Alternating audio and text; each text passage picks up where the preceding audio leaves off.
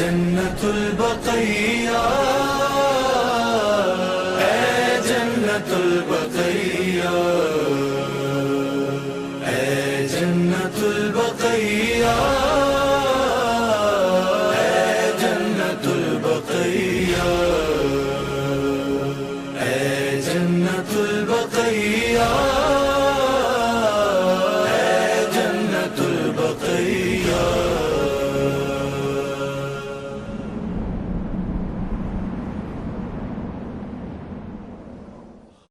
ماشاء اللہ ولا حول ولا قوة الا باللہ العلی العظیم وافوض امری اللہ حسبنا اللہ ونعم الوکیل نعم المولا ونعم النصیر اعوذ باللہ السمیع العلی العظیم من الشیطان اللعین الرجیم بسم اللہ الرحمن الرحیم الحمد للہ رب العالمین وبہ نستعین وہو خیر الناصرین ومعین وصلی اللہ علی محمد وآلہ الطاہرین ولعن اللہ علی اعدائہم اجمعین۔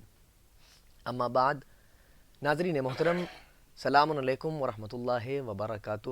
میں آپ کی خدمت عالیہ میں ایک مرتبہ پھر حاضر ہوا ہوں ہمارے پروگرام بقی کی ویرانی کب تک، اس عنوان سے آپ کی خدمت عالیہ میں مسلسل ہم اپنے معزز مہمانوں کو آپ کے روبرو کرتے ہیں، اور اس عنوان کے تحت چند سوالات ہم ان کی خدمت میں گزارش کرتے ہیں اور وہ ان کے جوابات ہمارے اور آپ کے سامنے رکھتے ہیں تاکہ ان کی مفید باتوں سے ہم استفادہ کر کے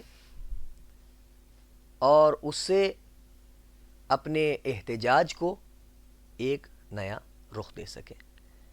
اور جیسا کہ آپ حضرات مجھ سے بہتر جانتے ہیں اس بات کو کہ جنت البقیع کی جو مظلومیت ہے اور آج جو ایک ویران منظر نظر آ رہا ہے ہم کو، اس کے خلاف صدائے احتجاج بلند کرنا یہ ہم سب کا فریضہ ہے، اور اسی بات کو مد نظر رکھتے ہوئے اس پروگرام کو ہم نشر کر رہے ہیں۔ اور آج ہمارے درمیان جو مہمان ہیں وہ دنیائے ادب کے ایک نباز ہیں، اور وہ اعجاز دکھاتے ہیں اپنے فن کے ذریعے سے، اپنی خطابت کے ذریعے سے، اپنے ادب پاروں کے ذریعے سے۔ میری مراد ہے سرزمین حیدرآباد دکن سے تعلق رکھنے والی ایک عظیم شخصیت حضرت علامہ اعجاز فرخ صاحب قبلہ دامت اللہ علی۔ قبلہ السلام علیکم ورحمۃ اللہ علیکم السلام ورحمۃ اللہ وبرکاتہ۔ ہم آپ کا اور اپنے میں آپ کی توسط سے ناظرین کی خدمت میں بھی سلام عرض کرتا ہوں۔ علیہ وعلیکم السلام۔ اس اہم موضوع پر اظہار خیال کے لیے میں یہاں حاضر ہوا ہوں۔ ہم آپ کا خیر مقدم کرتے ہیں آپ کے اپنے اس پروگرام میں آپ کا، اور جیسا کہ آپ کی خدمت میں پہلے بھی عرض کر چکا کہ یہ پروگرام جنت البقیع کے متعلق ہے، تو جیسا کہ گزشتہ کچھ پروگرامز میں ہم نے اس کو ابتدا میں تمام تر اپنے معزز مہمانوں کی خدمت میں یہ گزارش کی کہ وہ جنت البقیع کا ایک مختصر تعارف اپنے اعتبار سے پیش کریں تاکہ ہمارے ناظرین کو جنت البقیع کے متعلق کوئی نہ کوئی نئی بات پتہ چلے، کیونکہ جو جس اعتبار سے تعارف کراتا ہے اس موضوع کا وہ اپنے اپنے اعتبار سے اور اپنے اپنے نقطۂ نظر کو پیش کرتے ہیں، وہ تو کوئی نہ کوئی ایک نئی بات پتہ چلتی ہے موضوع کے متعلق۔ اور الحمدللہ اب تک جتنے بھی تعارف ہوئے جنت البقیع میں، اس میں کوئی نہ کوئی ایک ایسا نقطہ جو ہے وہ اچھوتا ہمارے ناظرین تک پہنچا کہ جو شاید اکثریت کو ان باتوں کے بارے میں نہ پتہ ہو۔ لہٰذا ہم یہ چاہتے ہیں کہ آپ، کیونکہ آپ ادب کے بھی ایک دنیا ادب کے بھی ایک مایہ ناز شخصیت ہیں آپ، اور تاریخ پر بھی آپ کی ایک عمیق اور ادق نظر ہے، تو میں یہ چاہوں گا کہ آپ ہمارے ناظرین کی خدمت میں جنت البقیع کا ایک بہت ہی مختصر سا تعارف پیش کریں۔ دیکھیے، پہلے تو آپ نے جو عنوان رکھا ہے جنت البقیع کی ویرانی کب تک، جی یہ خود ذہن کو متاثر کرتا ہے، اور اداسی کی اوس سی ذہن پر طاری ہو جاتی ہے اس عنوان سے۔ لیکن بقیع کے تعلق سے جاننے سے پہلے میں ناظرین کی خدمت میں یہ عرض کرنا چاہتا ہوں کہ جیسا کہ ناظرین خود بھی جانتے ہیں اور لوگوں جنہوں نے بھی اس بات پر گفتگو کی ہوگی اس موضوع پر، انہوں نے بھی کہا ہوگا، انہدام کی ظاہری تاریخ تو ہے 21 اپریل 1925، اچھا، اور اگر آپ اس کی باطنی تاریخ کا جائزہ لیں تو آپ کو یہ اندازہ ہوگا کہ ذہنی اعتبار سے اور لاشعوری اعتبار سے یہ تاریخ بہت پرانی ہے۔ کیا بات ہے؟ اس لیے کہ چونکہ آپ کی ٹیلی ویژن کے توسط سے یہ بات عالم اسلام تک پہنچے گی اور شاید اور لوگوں تک بھی پہنچے، میں اس وقت کسی ایک مخصوص نظریے کی تائید میں گفتگو نہیں کر رہا ہوں، جی میں انسانی خطوط پہ ذہن انسانی کو دعوت دیتا ہوں کہ وہ اس مسئلے پہ سوچے، اور مسلمانوں کے لیے تو یہ بہت عام پیام ہے میرا کہ وہ چیز جو نسبت رکھتی ہے جی خدا سے، سرکار رسالت مآب صلی اللہ علیہ وآلہ وسلم سے، اہل بیت اطہار سے، وہ ضروری ہے کہ عالم اسلام کے لیے محترم ہو۔ کیا بات ہے؟ اگر وہ نسبتوں کے اعتبار سے وہ اس بات کو تصور نہیں کرنا چاہتے تو یہ ان کی بنیادی غلطی ہے۔ کیا اس بات ہے؟ لیے کہ اسلام کو جس نے روشناس کروایا ایام جاہلیت میں، جی اور میں جہالت نہیں کہہ رہا ہوں، جہالت اور ہے، وہ جاہلیت اور جاہلیت اور ہے۔ کیا کہنا؟ جاہلیت وہ ہے کہ اس دور کے عرب معاشرے کو اور ماحول کو آپ دیکھیں تو پتہ چل جائے گا کہ عربوں کا کوئی ایسا تمدن اس وقت نہیں ہے جب اسلام آیا، قابل رشک نہیں ہے، میں کہوں قابل تذکرہ نہیں ہے، کیا بات ہے؟ اور اگر قابل تذکرہ ہے بھی تو اس میں عربوں کے لیے کوئی تفاخر نہیں ہے سوائے اس کے کہ وہ فصیح تھے اور بلیغ تھے، جی لیکن لغت ان کے پاس نہیں تھی۔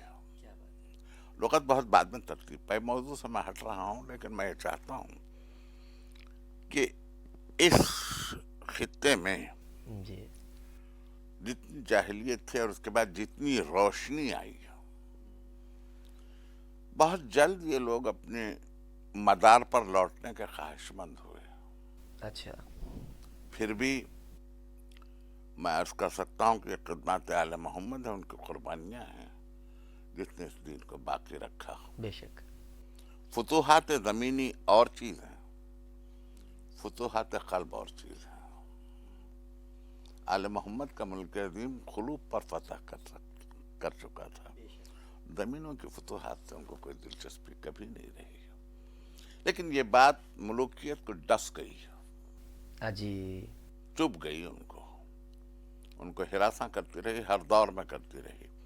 جنت البقیع ہی پر گفتگو کرتے ہوئے میں یہ کہنے کے موقف میں ہوں کہ اس دور کو جب جنت البقیع کا انہدام ہوا، اس سے تھوڑا پہلے، وہابیت کے آغاز سے تھوڑا پہلے، اگر آپ اس پس منظر کو دیکھنا چاہیں تو آپ کو کنفیشنز آف ہیمفرے سے بڑی مدد ملے گی۔ اچھا، ہیمفرے ایک برطانوی جاسوس تھا، اور عیسائیوں کی، جب میں عیسائی کہتا ہوں تو اس میں کہیں نہ کہیں یہودیت شامل ہوتی ہے، کیا بات ہے؟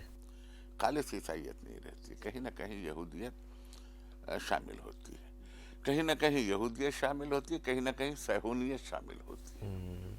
تو آپ یہ دیکھیں کہ جیسا کہ فارسی کا مصرع ہے، کند ہم جنس با ہم جنس پرواز، کبوتر با کبوتر باز با باز، یہ انگریزی میں جسے کہتے ہیں birds of same feather fly together. کیا بات ہے؟ تو اسی طریقے سے یہودیت، صہیونیت اور انگریزوں کی یہ سازش، میں مسیحیت کو نہیں لا رہا ہوں، یہ لفظ میں نے استعمال نہیں کیا، اس سازش نے یہ چاہا کہ عالم اسلام میں تفرقہ پیدا کر دیا جائے، اچھا، اور اس کو اتنا منتشر کر دیا جائے کہ پھر اسلام متحد نہ ہو سکے.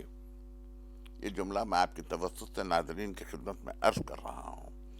اس سازش کو رچنے کے لیے انہوں نے ہیمفرے نام کے ایک شخص کو مسلمانوں کے بیچ چھوڑا. وہابی جو ہم کہتے ہیں کہ یہ وہابی عقیدے کے ہیں، دراصل محمد ابن عبد الوہاب اس کا سرغنہ ہے. اچھا. تو اس کو ہر قسم کے لالچ اور آسائشیں دی گئی. اب میں اس کی تفصیلات تو میں اس لیے نہیں عرض کرنا چاہتا کہ میں اپنی احتیاط لفظی کو اپنے ساتھ رکھنا چاہتا ہوں. جی. کیا کچھ اس کو نہیں دیا گیا جو انسان کو راغب کر سکے خواہشات کے کسی اسیر کو اپنے قابو میں لے سکے. سب کچھ. یہ میں کہوں تو بے جانا ہوگا کہ جو یزیدیت کا شعار خود یزید ابن معاویہ نے اپنایا تھا، بے شک، وہ تمام چیزوں کو اس کے حوالے کیا گیا. اور اس نے یہ فکر پھیلائی جو آج وہابیت کی فکر کو آپ دیکھ رہے ہیں. آج یہ بہت زیادہ فکر پرانی نہیں ہے. کہہ لیجئے کہ اب ہم 2021 میں ہیں. اسی سال 1921 میں یہ حکومت ترکی سے ان کے حوالے ہوئی تھی. اچھا. انہدام میں جنت البقیع کا واقعہ ہے تو ٹھیک 4 سال بعد کا ہے. اچھا. ممکن ہے میں نہیں چاہتا کہ میرے کسی جملے کا مفہوم کچھ اور لیا جائے، اس لیے میں اپنی گفتگو میں شفافیت رکھنا چاہتا ہوں. جب عبدالعزیز حکمراں ہوا، پہلا حکمراں، ابھی تو اسی کی اولادیں چل رہی ہیں. جی سلمان بن عبدالعزیز ہی تو ہے، ابھی تو محمد بن سلمان تو اس کا ولی عہد ہے، ابھی حکمراں نہیں ہوا. یہ اور بات ہے کہ تخت نشین کوئی ہوتا ہے، حکمران کوئی ہوتا ہے. ظاہر سی بات ہے، گفتگو میں نہیں جانا چاہتا. تو عبدالعزیز نے یہ جملہ توجہ فرمائے اور اس جملے کو آپ اسی سنس میں قبول کریں جس سے کہنا چاہ رہا ہوں. اس میں نہ صنعت ایہام ہے، نہ صنعت ابہام ہے، نہ آپ کا ذہن ادھر جائے نہ ادھر جائے. اس نے اپنے قرار کردہ علماء کو، یہاں لفظ علماء استعمال کرنا میرے لیے مناسب نہیں ہے مگر میرے پاس کوئی دوسرا لفظ ہے بھی نہیں، ان کو مفتی قرار دیا. اچھا. اب ان سے اس نے فتویٰ لیا کہ ان قبور کو مٹا دیا جائے. اس پر جو عمارتیں ترکی کے دور میں بنی تھی، روزے، ان روزہ جات کو منہدم کر دیا جائے. سوال یہ نہیں پیدا ہوتا کہ کیا دشمنی عمارت سے تھی، اینٹ اور گارے سے تھی، طرز تعمیر سے تھی، آرکیٹیکچر سے تھی، کہ جس حکومت نے بنایا ہے اس حکومت سے دشمنی تھی. آپ تاریخ کا مطالعہ کریں. یہ شہر تو ادب نوازوں کا شہر ہے، یہ شہر علماء کا شہر ہے، یہ شہر محققین کا شہر ہے. یہ شہر اپنے آپ میں ایک تہذیب بھی رکھتا ہے، ادب کی بھی اور مذہب کی بھی. بالکل. بہت پرانا تو نہیں ہے یہ حصہ، کوئی 500 سال کا نہیں ہے یہ، لیکن اس کی مدت جتنی بھی ہے 200-250 سال، یہ بڑا شائستہ تمدن رکھنے والا علاقہ رہا ہے. بالکل. اور علمی رجحانات کا حامل بھی رہا ہے. اور یہاں مجھے اس بات کی تفصیل بیان کرنے کی کوئی ضرورت نہیں رہ جاتی کہ آپ ذرا سا میری تقریر سے ہٹ کے کبھی تنہائی میں غور کریں تو آپ کو پتہ چل جائے گا کہ 28 صفر 11 ہجری سے 75 دن بعد تک کے یا 90 دن بعد تک کے شہزادی کونین کی شہادت تک میرا مطلب ہے. وہ آپ چاہے 75 دن والی لیں یا 90 دن والی لیں، تو اس میں آپ یہ محسوس کریں گے کہ جو ستم اس زمانے میں کیے گئے شہزادی پر، کبھی کبھی نسیم سحری کبھی شام کی ڈوبتی ہوئی سسکیاں میرے کانوں میں سرگوشی کر جاتی ہیں کہ آج بھی ان مظالم کے دفاع میں کچھ لوگ بول رہے ہیں. بالکل بالکل بالکل بالکل جی بالکل. یہ عصر حاضر کا ایک منظرنامہ ہے. یہ وہاں سے یہ سازشیں شروع ہوئی. جنت البقیع کسی کے باپ کی میراث نہیں ہے. بالکل نہیں. خود سرکار رسالت مآب نے اسے خریدا تھا. جی.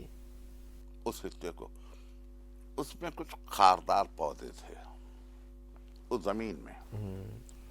سرکار نے اس کو صاف کروایا اور اس حصے کو اپنے عزیز و اقربا، افراد خاندان اور بعد ہجرت کر کے مدینہ آنے والے مہاجرین کے لیے انہوں نے اس کو خرید لیا.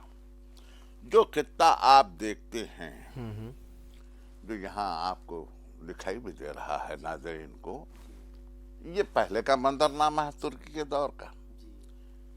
یہ 21 اپریل 1925 کے بعد کا منظر ہے. اس عمارت سے سروکار ہوتا تو بات اور تھی. صحیح. مسئلہ عمارت سے نہیں تھا.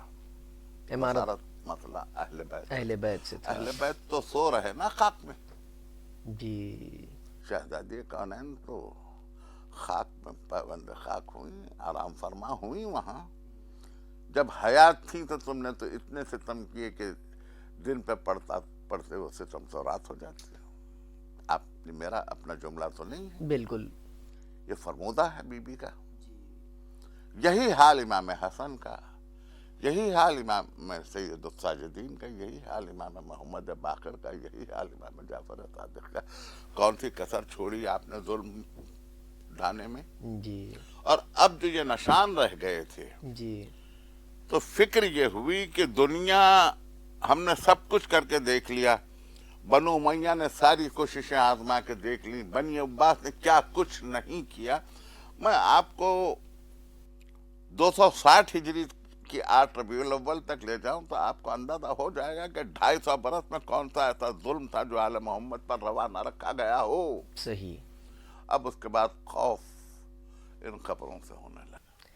حضور اس پورے بیان میں آپ نے جو فرمایا اس میں ہمارے میں جو آگے سوال جات آپ کی خدمت میں عرض کرنا چاہ رہا تھا، کچھ سوالات جو میں پیش خدمت کرتا، ان کے بھی جوابات آپ نے اس اپنے بیان میں ہم کو دے دیے. مثال کے طور پر ایک سوال تو یہی تھا ہمارا کہ جنت البقیع کی مظلومیت کیا ہے، تو اس میں بھی آپ نے جیسا کہ ارشاد فرمایا ہو جو لب لباب میں نے حاصل کیا اور اخذ کیا آپ کی گفتگو سے، وہ یہ کہ جنت البقیع کی سب سے بڑی مظلومیت تو یہی ہے کہ جہاں احترام ہونا چاہیے تھا